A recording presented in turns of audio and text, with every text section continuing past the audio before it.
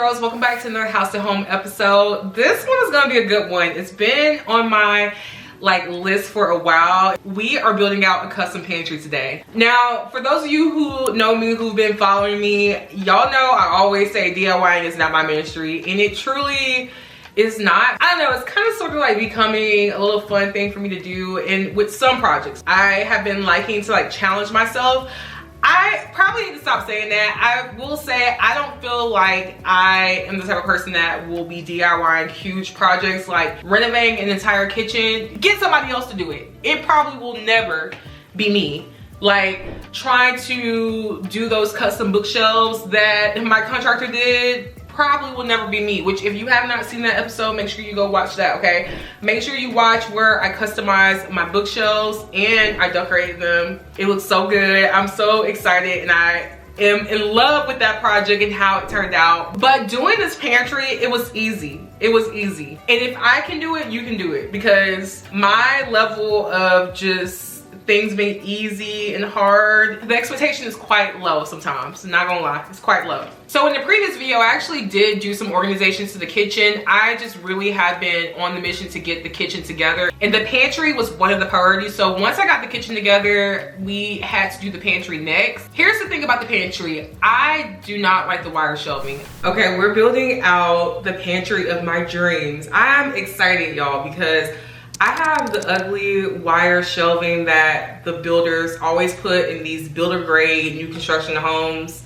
I'm over it. I hate how it looks, and I don't feel like it's as functional as something that is just solid, just wood. So I want to change that. Now I want it to be as cost efficient with this project, and I wanted it to be just DIY friendly, because let me tell you, I am not a DIY girl through and through, okay? I am not. So I am a little scared to do this project, I'm not gonna lie to you. But essentially, it was between IKEA pack system and modular closets. IKEA just only had a certain amount of sizes, and it just wasn't gonna be suitable for my pantry itself. And I felt like with modular closets, the frames that they had, it would be as close as possible to the actual width of the pantry. After just kind of looking through both of them and browsing, I ended up going with modular closets because the measurements for the base units were a little bit more in alignment with what I needed. With IKEA pack system, they do have a smaller range of just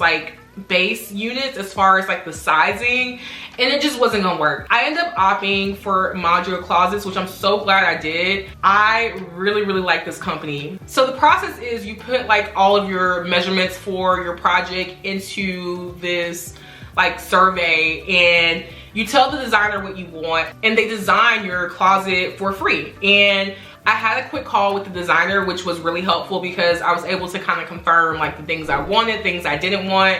And so that was really helpful. She was really great, and she sent over the shopping list as well as the sketch of the design that she came up with for my closet. And I love it. This is the design of the closet. This is what it's gonna look like. Again, it's simple, but I feel like this simple design is so impactful, and it's gonna look really nice in the space, and I need it. I frankly need this so I can create better systems in my closet and maximize the vertical space. I don't feel like the wire shelving was truly maximizing the vertical space in this closet from floor to ceiling, and I want to maximize every single inch of this closet. All right, it's time to build this pantry out. The first step is to remove this ugly wire shelving. I have been ready for this shelving to go. It's time for it to go.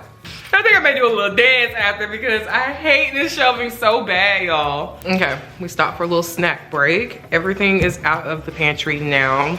So we put everything in the dining room. Look how much was in this pantry, y'all. I don't know if you can see everything. It's things everywhere. Most of these things are gonna get just thrown away and just switched out. I am going to salvage a lot of this stuff because it's fine. I'm gonna wash stuff and reuse it for the pantry, but some of the things the baskets, I don't really want them anymore. I'll probably donate them. There are some containers and things that need to be thrown away because they're old and they have reached their limits. So I will handle that when I get to the organization part. That's honestly gonna be another video, so make sure you tap in for that. All right, got my handyman in the back. And I was literally just telling Dante, I'm like, all right, here we go. Because every time we do a project, it'd be a whole thing. It'd be a whole thing. We get so frustrated, and yeah, so I am just hoping that this project goes smoothly, and I feel like we can do this without too many hiccups. It should be straightforward, right? Of course, we ran into challenges with removing the shelving. Essentially, there was some type of like attachment that the builder put with the shelving. I don't know, I guess they hammered something in the wall. I don't know what this is called, y'all. Let me know down below in the comments if you know what to call this. But there was something hammered in the wall that was holding up these shelves. And Dante could not get this out the wall without like messing up the wall. It like was in there. So when he pulls it out, it looks like this. And it's kind of like bowing a little bit. So this is the one he just pulled out. So we're literally gonna have like a bunch of pieces like this. And we had to kind of stop and pause and figure out how could we essentially not mess up this wall, because it looked horrible. It looked bad. I was kind of at this point like thinking like, should I have done this? Maybe I should have done like wire shelf coverings instead. At this point, I was kind of regretting the project. I don't know, which is look, I'm kind of scared to see how all these are gonna like come out as we pull them out. So.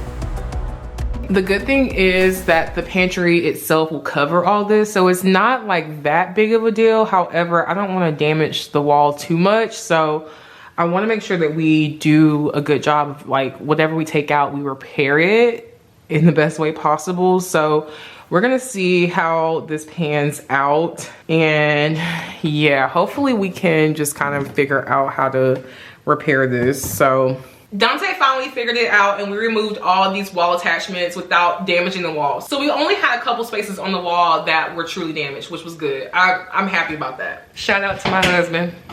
We figured it out. Essentially, you have to use, what is it called, Dante? Needle pliers. Needle pliers to pull these type of like little brackets with this particular nail in them out. Because when we essentially pulled it out with like the end of the hammer, it did this. Like, it looks crazy. So I gotta figure out, I mean, it's not that big of a deal, to be honest, because it's gonna be covered, I think. I'm trying to think, I can't remember if the actual module itself has a backing. If it doesn't, we really gonna have to figure out what we're gonna do about this. Step 2 is to patch the wall and sand everything down. We just wanna make sure everything just looks like it did in its original state. So I was able to fix like the spaces that were really messed up from the attachment by using like a wall mesh. I just removed pieces of the drywall and placed the mesh onto the space that was messed up, and then spackled the space and sanded down, and everything just turned out perfectly. The spackle is dry, so now we're gonna sand everything down. I'm over here sanding this wall. There's spackle on it, and look who, oh my God. Look at this girl. Nova. This is puppy life right here. Why are you like this, Nova? Why? She literally gets into any and everything. Like, before I can even like look down, I didn't even hear her. I didn't even hear her like licking the freaking ground. Before I could look down, I see like the spackle all over her face, and she's like licking the ground. I'm like, what are you doing? I don't need a vet visit right now. Okay, we're gonna have to crate her. Note to self, crate Nova when we're doing any type of like home improvement project, because this girl is like, she just wants to be in the mix so bad with every single thing. Back to spackling the wall. It's so crazy how spackle makes the biggest mess, as you can see. The floor is really, it's just covered. It looks really ashy right now. So I need to speed this up for sure before I start painting, because I just don't want just like little specks of spackle everywhere. And then after the spackle was dried down and sanded, I used Agreeable Gray by Sherwin-Williams to paint the pantry closet. All right, step 3 is to finally build the actual pantry. So I started to bring in all the materials, and the first step was to build the base. Now, the thing I love about this company is they made the process very easy. Okay, we're finally getting to the actual building process. It's been some days, y'all. The good thing about modular closets is they have this blue box that they send you to start your project, and it says start here. Everything you need inside the box. No, this is not sponsored, by the way, by Modular Closets. I wish it was. Modular Closets, if you're watching this, sponsor me, okay? Because I have a lot more projects to do and I would love to work with you all. But essentially they have this little hardware kit and assembly instructions that they give you to start your project. So all of the hardware, the nails, I don't even know what these are, but whatever this stuff, the white stuff is, all the hardware that you need essentially is in this box. And the instructions as well too. So it's pretty self-explanatory. I would hope so.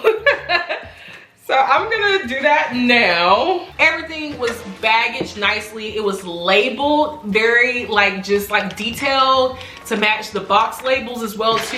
It was just very organized, and my organization brain, I really appreciate that. My brain, I cannot function in chaos or just having ambiguous instructions when it comes to projects like this. That really stresses me out. So I love how detailed and thorough this company was when it came to building out this closet. Yeah, let's just go ahead and build this pantry out.